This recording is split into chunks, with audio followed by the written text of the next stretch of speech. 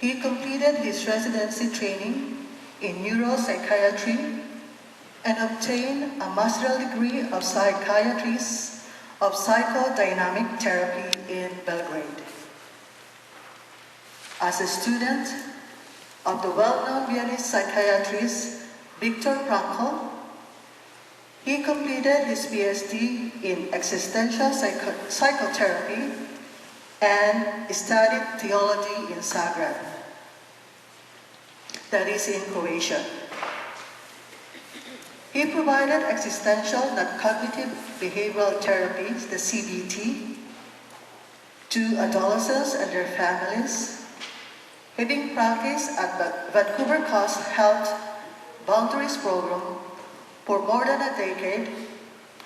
Prior to establishing a private practice, Dr. Ungar has taught at various universities, including Trinity Western University, Regent College, and St. Mark College in Vancouver.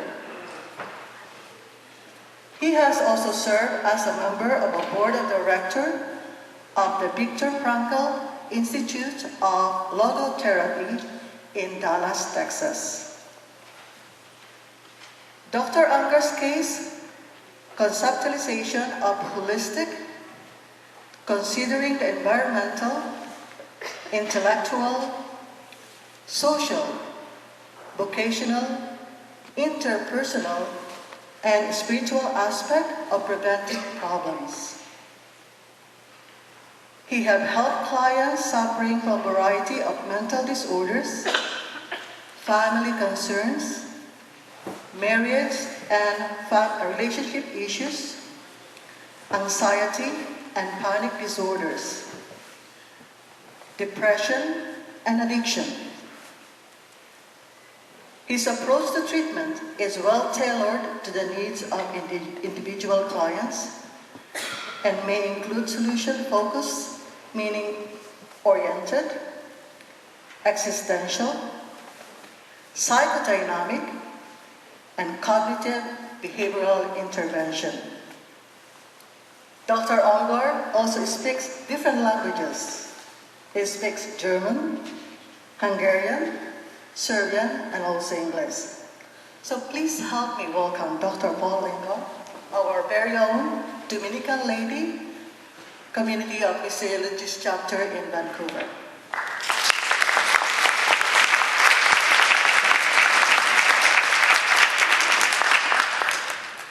Thank you very much for your nice introduction. She overpraised me, but it was nice to hear, nice to listen. We will talk today about, we decided to change the strategy of the Catholic Forum, and we will try to find out topics on borderline of practical life and problems and theology. So we will specialize on this borderline between practical life and theology. And the presentation today will be an introduction in this new area of activities. And you please give us all your feedback and the challenging and interesting new topics for the future presentations. And your feedback is more important than my presentation now. Okay? So let's then start with the depression. Yes, but thank you.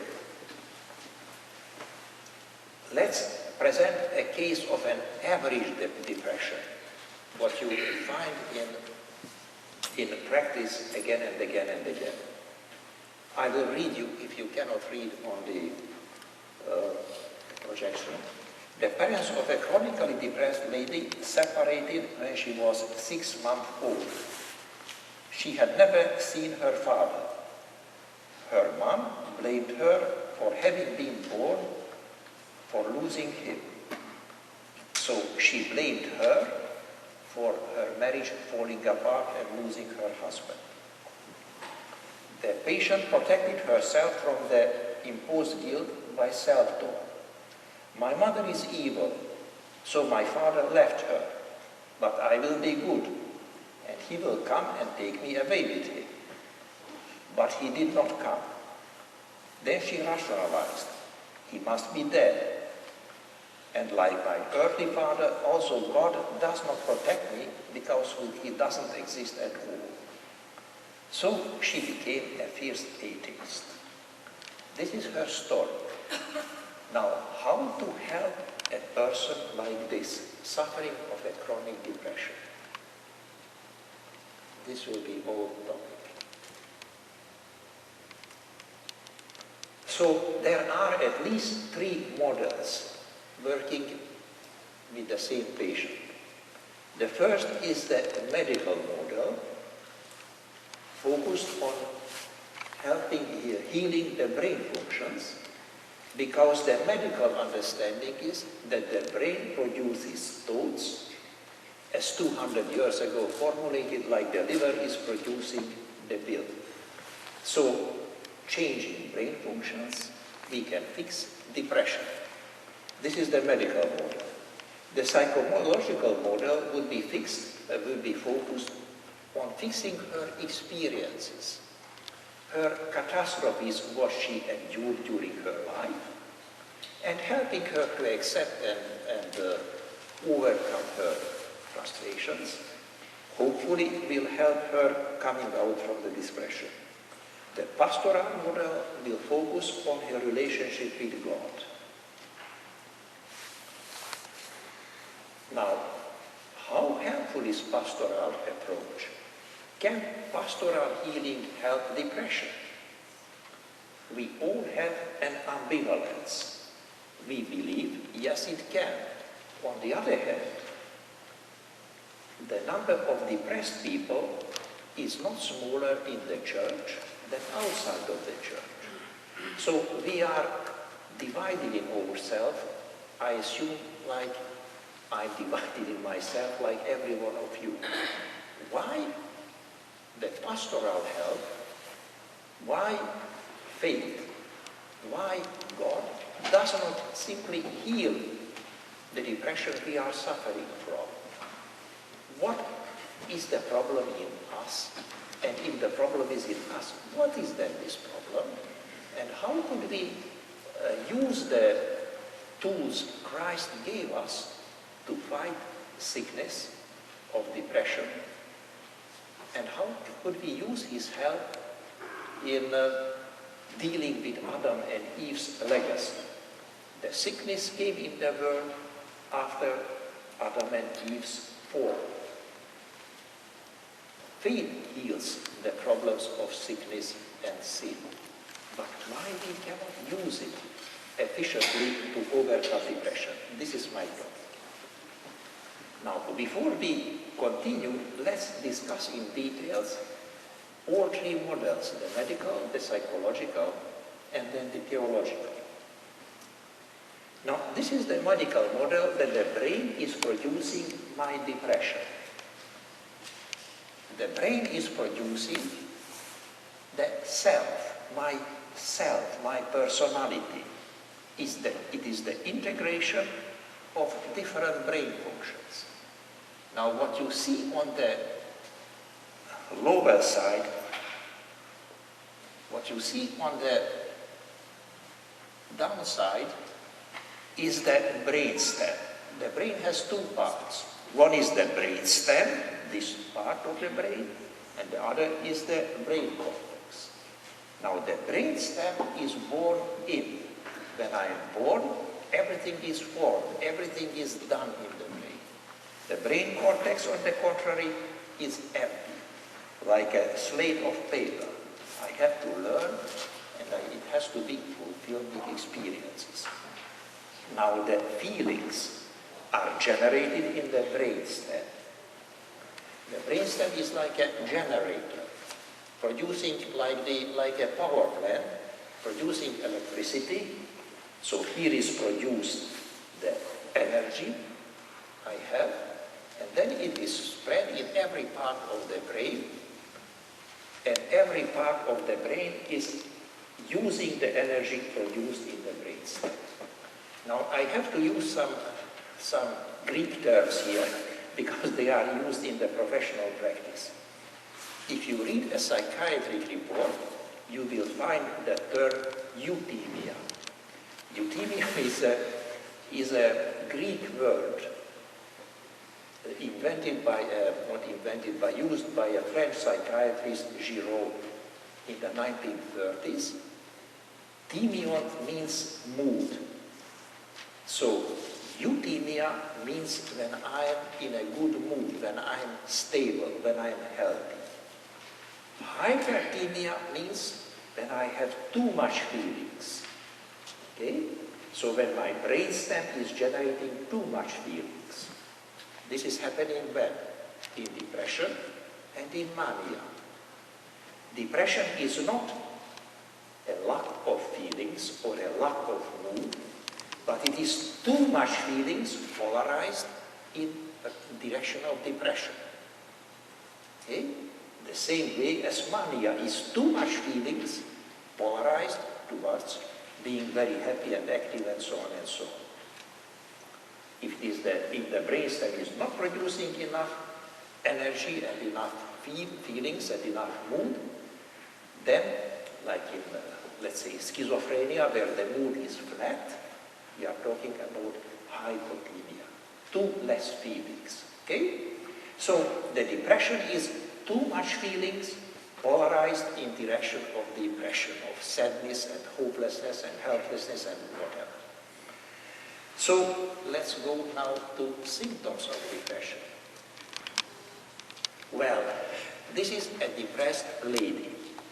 The picture is not from I got it from Kathy. But it is a very good painting, a very good picture, so I took it. What can we see on the posture of this depressed person? This is a deep clinical depression. Okay, this is how a really depressed, clinically depressed person looks like. What can we see on her? Her clothing is neglected. Her posture is downcast, like the disciples traveling to Emmaus. So she is looking at the ground. You cannot communicate, you cannot contact her. She is not giving you attention. She is so much occupied with her worries and problems, she is looking down at the earth. It is difficult to communicate with her because she will not respond to you. Her response is, you have to repeat your questions many times before you get an answer. Her voice is low. Is she well-oriented in space and time? Yes, she is. Depression is not making problems in orientation, but she is so much occupied with her depression that simply she is not interested in what is today, the date she's outside of the space and time, outside of the reality, occupied only with her own problems. How is her thinking? Her thinking is slow. She has many, not delusional ideas, but overvalued ideas. Overvalued ideas are those which you can maybe correct logically, but very, very difficult. She is sticking to her ideas, and her ideas are, I'm worthless, I'm useless, I'm hopeless, I have no reasons to live, I have no reasons to exist, I'm guilty, I'm a sinner, So everything bad you can invent about human existence, she is experiencing in herself. She's not role-playing, this is her real conviction. Her feelings are polarized towards depression. She has too much feelings. Because of that, she sees everything black. There is nothing, no happiness, no hope, no trust, nothing. I'm guilty for everything, would she say. She is guilty for everything. There is nothing she doesn't feel guilty for. She would say, I'm guilty for the happenings in Paris. This is my fault. I am guilty for this. I am guilty for the World War II. I am guilty even for the World War I. I am guilty for everything. I am guilty for the crusades 1,000 years ago. I am guilty for everything. Okay? I am so useless and so harmful to the world that I'm only poisoning with my breath the world, my urine and whatever will overwhelm the world. I'm an absolute burden to the world. Now, this is the extreme depression. It is called Cotard syndrome. When I'm guilty for everything, but I am even unworthy to die. Are those people crying? Not always. It is good if a depressed person can cry and express his or her feelings. But depressed people often cannot cry. They feel sadness, they feel hopelessness, and cannot express it.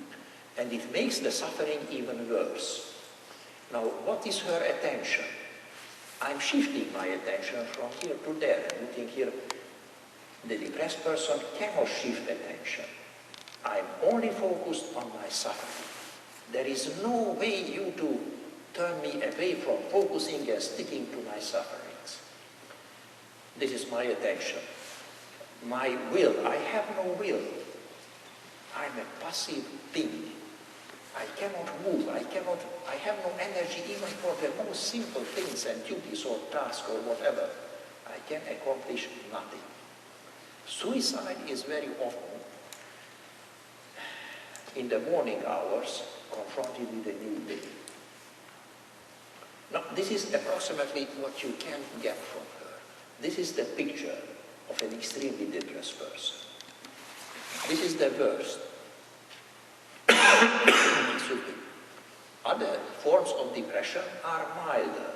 You cannot find always the same symptoms, full-blown, as likely as in this lady, but some elements you can find even in subclinical forms.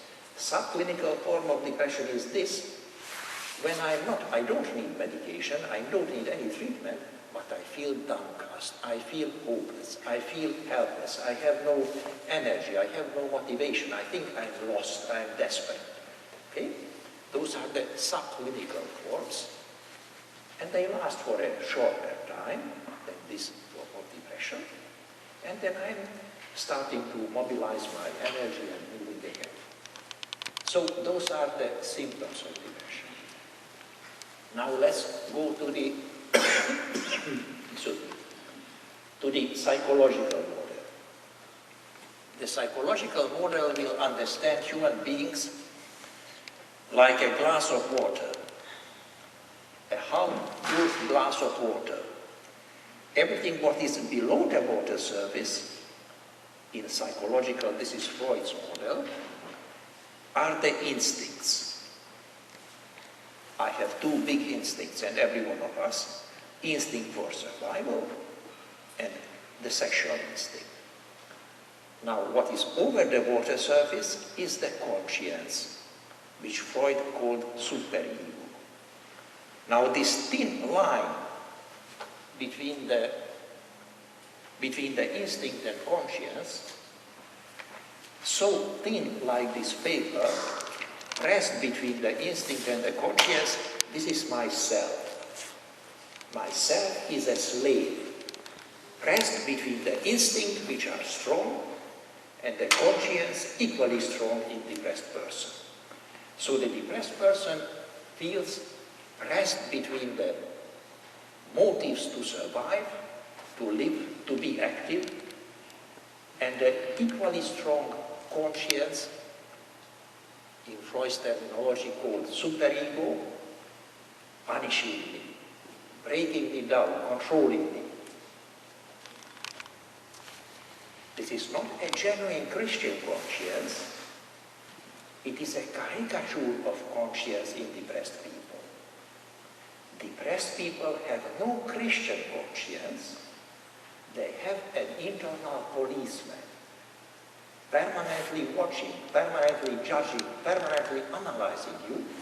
You made a mistake here, you will be punished for that. You have to be condemned for something quite other thing.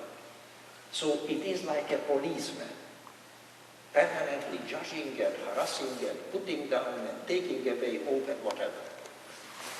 This is a pathological conscience, contrary to the Christian conscience, which is easygoing, loving, forgiving, like a loving mother. So this is the basic difference, at least from a psychological perspective, that depressed people have a policeman in their head, while Christians are controlled and praised by a loving mother in their head. This is the Christian conscience. And there are other differences indeed. The superego, the Freudian conscience, is serving survival. The Christian conscience is serving what? Holiness, being different than the world, being apart from the world. The Freudian conscience helps survival in the world. The Christian conscience serves everlasting life. The Freudian conscience serves as an internal inhibitor, controlling, suppressing, making a slave from the self. The Christian conscience, on the other side, is stimulating for what? For activity, for being Christ-like, for being loving, for being free, for being active, okay, in love. So those are the basic differences which the depressed people experience. If I have a strict Freudian conscience or superego, it is pressing me down. On the contrary, the Christian conscience is liberating. It is making you free. The worst thing you can do to a depressed person is increase the guilt feelings. Depressed people are full of guilt feelings, full of self-hate, full of anger, full of aggressivity turned against them. By making them even more guilty is the worst thing. It is counterproductive. Depressed people escape from it, from guilt. They are fighting guilt. They feel guilty already. So the worst thing is making them even more guilty. So I could continue with the differences, but you understand the main thing. The depressed people have a superego-like conscience, threatening with fear, and healthy people have a Christian conscience, praising with love and hope and forgiveness. Now, how could we apply those models to this lady we started the discussion with? She can go to a psychologist, she can go to a psychiatrist, and she could come to a priest or to you trying to give her a pastoral help. The psychologist would focus on her experiences, on her catastrophe, on her guilt feeling, and proclaim everything irrational.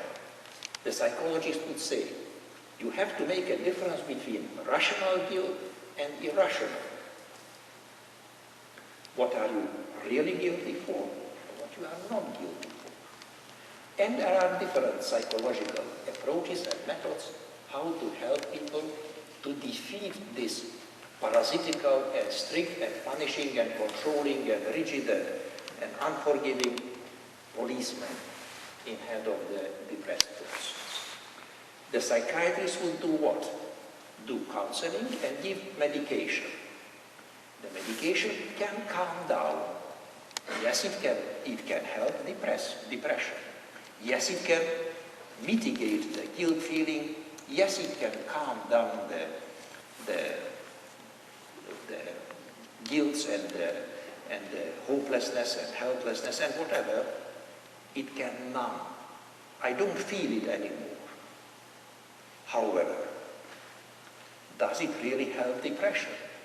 Yes, it helps symptomatically. However, the basic reason of it,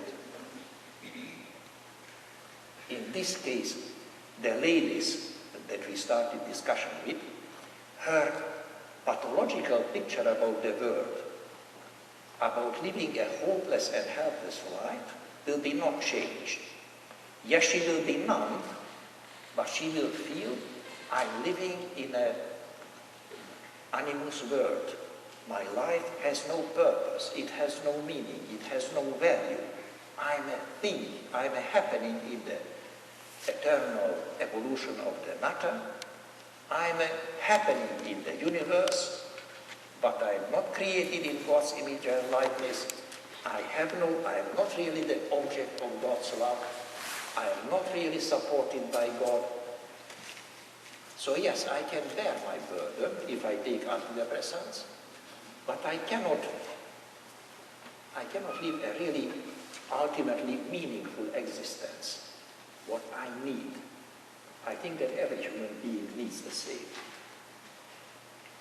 So the pastoral help would have a different purpose, the medical or psychological approaches. It would help to replace the biological father with an eternal father, with an ideal father.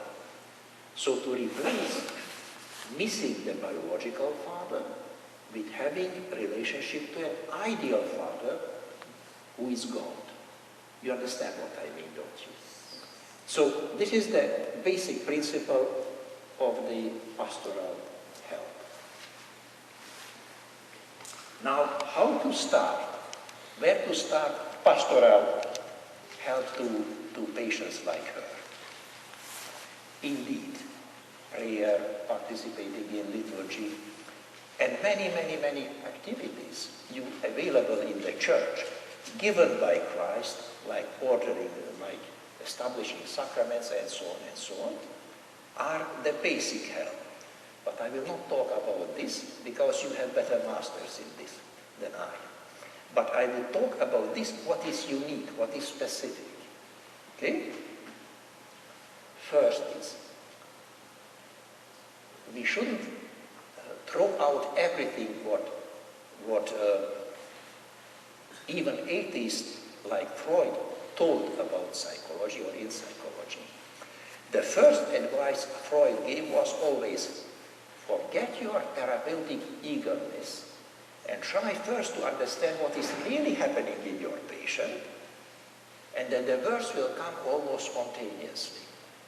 That was his permanently repeated advice to his students.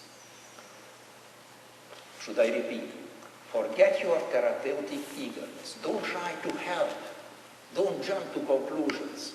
Don't dictate, you should do this, you should do that, and whatever. No. First try to understand what is really happening in the heart and mind and soul and spirit of your neighbor, and then the words will come almost spontaneously. If we paraphrase this, then I could say so. Don't jump to conclusions, but first try to understand what is really happening in the depressed person, and allow the Holy Spirit to give you the tools and the words and whatever, what to say, what not to say, and how to deal. I would say, have the courage to listen your heart. Have the courage to speak what you really feel in yourself. And this is the best way to approach and communicate a depressed person. Now, let's then analyze and try to understand what really happened in this lady, in her life. She grew up without love. Babies and children need love.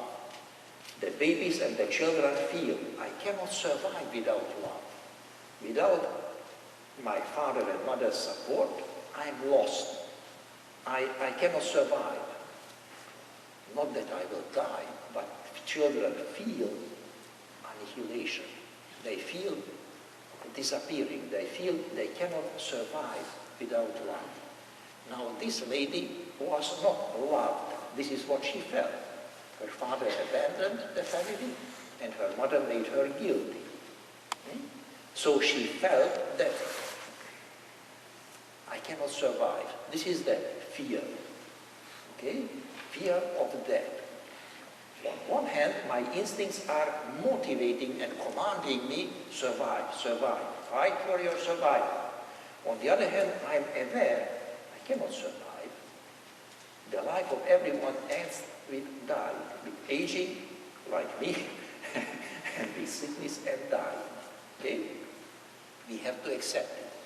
But this makes a gap in us. It makes what is called not anxiety, but angst. Angst is a very unpleasant feeling. If I'm standing on the railway track and see the train coming, I can step away. This is fear. I can defeat fear. Okay? Anxiety prepares me for action, for defending from anxiety, from dangers, from fear, and it is useful as well. Often it is counterproductive in anxiety disorders, but in general it is useful. But how to deal with angst? I know I will die one day, but now it is too early to be scared or to be react. When it comes, it will be too late. So I cannot defend myself. Now this is what this lady felt. A permanent feeling, despite I'm trying to save myself, I'm protecting myself, I cannot get rid of this feeling, of this awareness, of this knowledge that my life is meaningless. My worldly period of existence is slowly melting down and disappearing. Now this is the angst, this is what angst makes, and she was permanently fighting with this. How do we defend from angst? Every one of us has angst. It is a form of human being, as one defined. Angst is how humans live. This is the form of human being. And how we defend from it? With all belief systems. Everyone defends him or herself from angst, believing what he or she believes. Okay? So belief systems have an enormous importance. I wanted to bring you my Bible. The Bible is the DSM-5. It is a small book. I have it somewhere, I can show you if you are interested, which has, let's say, 370 or even a bit more diagnoses. So all diagnoses are listed in this small book. It is like the Bible. Now, every disorder listed there is different and unique by the belief systems the patients has. In depression, I believe my life is hopeless, helpless, I am lost, I am useless. In mania, I believe I am powerful, I can do everything, I can achieve everything, there is nothing what I cannot do, I am almost godlike, I am God. Okay, this is the manic things, the person thinks. The schizophrenic will say, oh, yesterday I was on the moon, and he or she believes this. The paranoid person will say, I know you are going to kill me. Okay? So his or her beliefs are characterized by those paranoid ideas, and so on, and so on, and so on. So every disorder listed in this Bible, now, Bible, you understand what I mean, the list of all disorders is specified by a specific belief system. And we differ from each other as our face is different and unique. Yes, we have one nose and two eyes, but in the same way as our face is different, so our belief systems are unique and personal. And I have different belief system than you, and you have different, so every person has unique belief systems. But those belief systems serve and are built to defend from angst. This is all protection from angst. In general, there are two kinds of belief systems. One is self-transcendence, when I'm growing. The other one is regression, when I'm returning to pathological, when I'm returning to childlike behavior patterns. when I'm not progressing, but I'm regressing. Okay? You understand approximately what I mean? Not fully, okay. So you see on the bottom of the painting, of the projections, two figures. Those are figures taken from the, in Spain and France there are caves with paintings of the prehistoric people, 100 or 200 years old. So the older Stone Age people believed that they worship animals before going to hunt. Okay? And those are from those caves. The idea is this in regression, that I am resolving the tension between my instincts and conscience by regression to instincts. Okay? I give up my conscience. I behave as though I have no conscience. Not that I am not civilized, not that I am not polite, but I have no hope in everlasting life. I have no hope in creating an image and likeness of God. I have no hope that my life has an ultimate meaning. I'm regressing on an instinct-regulated level of function. You could see in ancient times, you cannot see this, but how we know today, the ancient magician saw the tension between this, how I am and how I ought to be, the tension between the instinct pushing to protect my life and the conscience warning me I have to strive for eternal life. By regressing, I'm starting to dance like an animal. I'm starting to behave like an animal.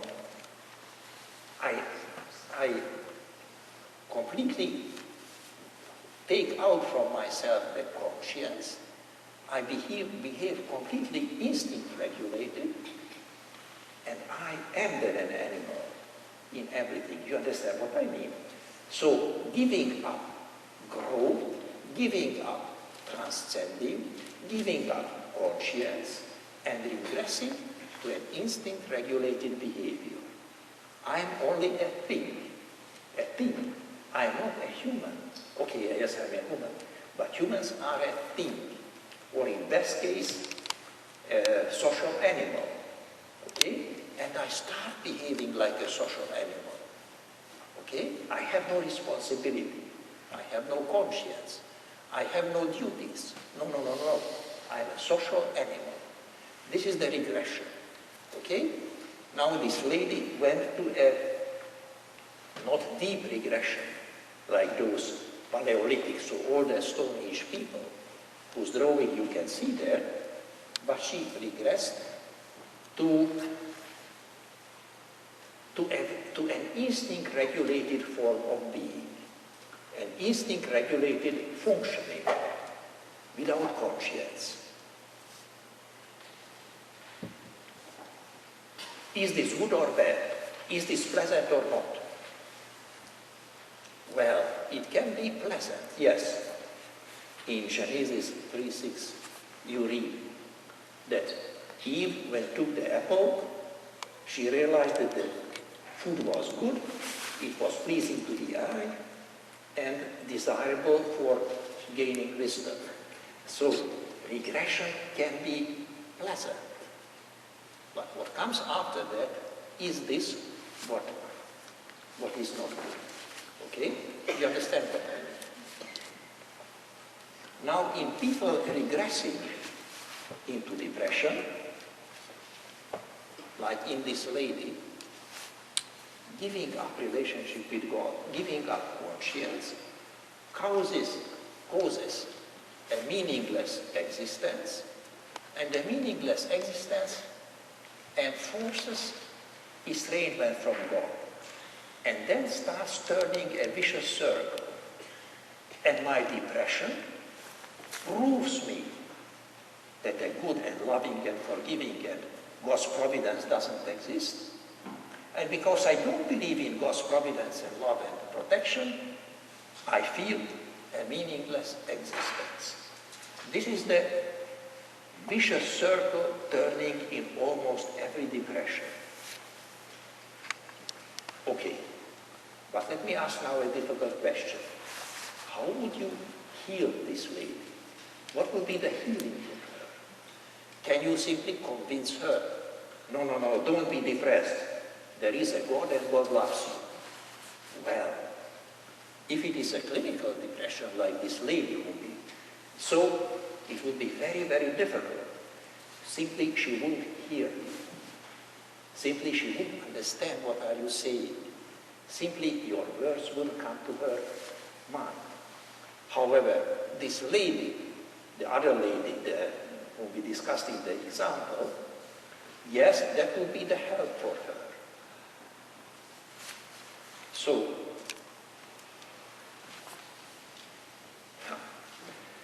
that will be the help for her to find a meaning and purpose and values and whatever given by God.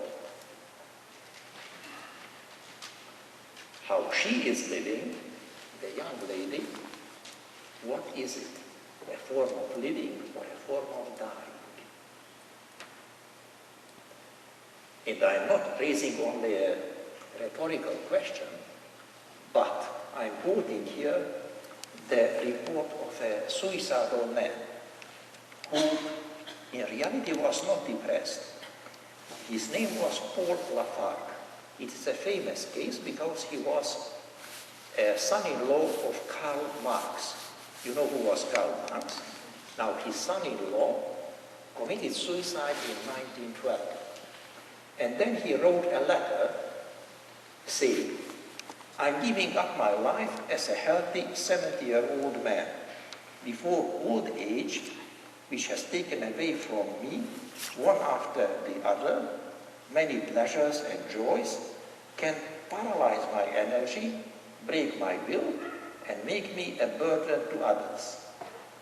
As a young couple, my wife and I promised each other that we would not live beyond my current age. In a good time, I have prepared a hypodermic cyanide acid. So, he was not a really depressed person. Or was he depressed? I leave you to decide this. But all his life was a form of dying. It was a preparation to kill himself because my life has no meaning, no purpose, no values, no goal, no ultimate meaning. I'm only a human animal or a happening, a natural happening. And I will not live longer than 70 years. So it was for me it is a puzzle. Was it a form of living or a form of gradual dying? Now this lady lived in a similar tension, in a similar predicament, permanently fighting with motives to live, motives to seek a purposeful and meaningful life, and the disappointment, no, I cannot find it. Now, how to help her? What pastoral help would be?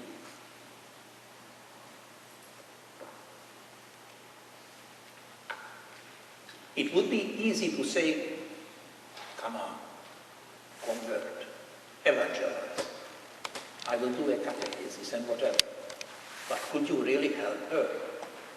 Well, maybe you could, but it would be very, very hard. She would have a big resistance. She would have a resistance against changing her lifestyle and changing her form of living and way of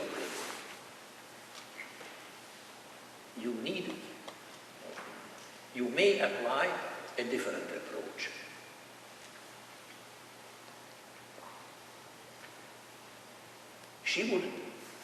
Let's start from her. Let's start from evangelizing her, but using her words, her way of thinking, her way of living, her way of reasoning. we could agree with her that yes, your lifestyle and your feeling that God is dead, God doesn't exist, is thinkable. Yes, you can imagine her like this. Yes, it is not illogical, it is not insane, it is not something what you could immediately reject. But you can think this way. Okay? If you are approaching a person like this, then you are not forcing yourself and solution, awakening immediately a resistance. So, in pastoral approach, the main thing is never to awake resistance, at least unnecessary resistance, to give her the ball to react. If I'm accepted, if my opinion and my position is accepted as one possibility, then I have to, now the responsibility is mine, to respond to the challenge, does God exist or not? Okay? I have to make a decision. I have to make a choice. Okay? Because you are not forcing me, but I have to make up my mind. Let's imagine so that the reasons to believe and the reasons not to believe are like a scale. Let's suppose they are in a balance. And we have to make up our mind to step on one side of the scale and to make a decision, to put all my energy, all my mental and physical and intellectual energy on one side of the scale, on God's side of the scale, if I'm a religious person, or the other side of the scale. Okay? And then the scale is tipping, in my case, on my side of the scale. I don't know if you follow me, or should I explain it a bit better? So, the idea is not to force people, not to put your opinion, but let them make the choice. Either the lady who is an atheist can think about her choices. She has to decide and make a decision. Will I put all my energy, will I throw myself on the God or believer side of the scale, or on the opposite side of the scale? Okay? So everyone has to make this choice, says Luke 12:49-53. So Luke says everyone has to make a choice for Jesus or against Jesus. But you are doing this in her case. Now we are trying to make a pastoral help, give a pastoral help to her. We are making it so that we are not awaking her resistance. 200 years ago, it was a great philosopher, Pascal, and he worked with, he was a great mathematician, and he constructed the first computer and so on and so on. And he was very much engaged in apologetics. And he had the experience. Yes, I can push people to believe. Yes, I can use logical arguments to prove God's existence. But in the same moment, when they leave my office, they will have the feeling I outsmarted them somehow, I deceived them somehow, and they will come next time back with new arguments. Okay? This is what we would like here to avoid. So the choice is yours. Now, if you prove yourself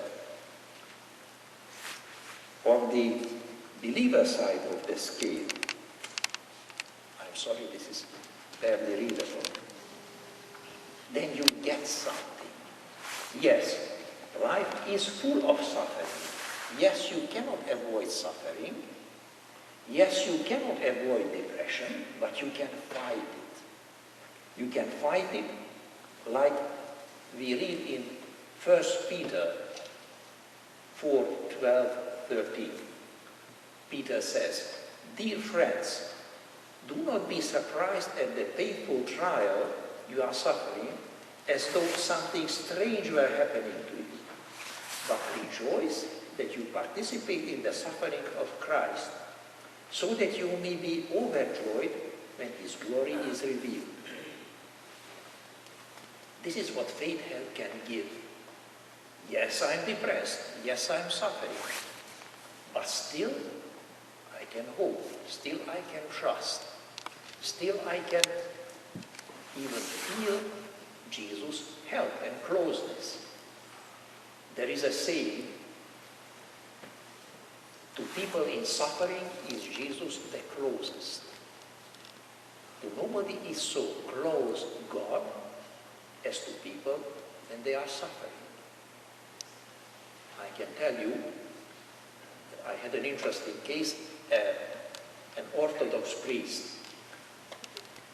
and he was suffering from depression for a long time. And he felt, when I'm depressed, God is close to me because I'm suffering. So he started to pray. He started to pray, not that depression goes away, but the depression comes because there is God close to me. But then the depression is gone. So this is what faith can do. Okay? Don't try to run away from depression. Don't try to behave as though I'm not depressed. Don't try to hide from depression, because depression is going faster than you and it will find you. Okay? On the contrary, don't be scared of it. Trust Jesus' closeness, and this is how we can overcome and defeat depression. There is no biblical report that Jesus was ever depressed. Yes, Jesus had a very difficult, a very hard life. He knew that he will die. But there is no biblical report that he was ever depressed. And the same is valid for his disciples. They were different in one thing than old, modern, postmodern culture. They were not afraid of suffering. They were not afraid of having to suffer, or of being humiliated or despised. Everything we have internalized as a healthy, normal fear of poverty, injustice, suffering, sickness, and death was somehow missing from them. And this is how they overcame the difficulties and pains and suffering and reasons to be depressed in their lives. Even more, as unbelievable as this may seem, they even formed a virtue from those experiences.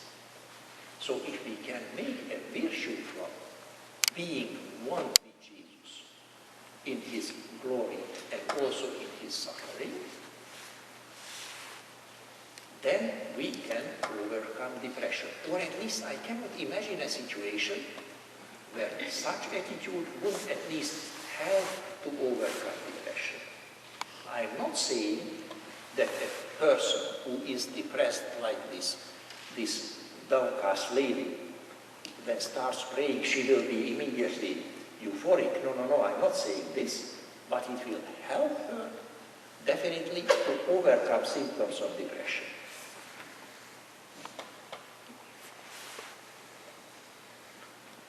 And in this, in believers then, faith causes is the reason of a biblical joy and peace and love, which helps to overcome depression, and it proves faith so that I can overcome depression, proves my faith. And then it is turning an angelic circle opposite to the vicious circle we drafted a moment ago. I have to tell you, I will finish in a moment. Don't be scared. This is the last slide.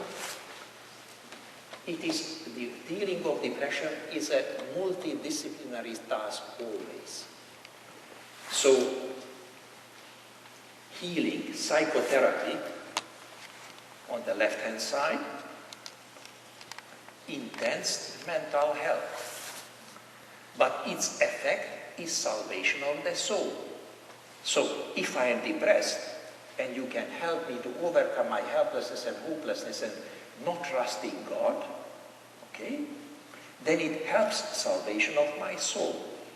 In the same way, faith helps salvation of my soul. But it helps also my mental healing.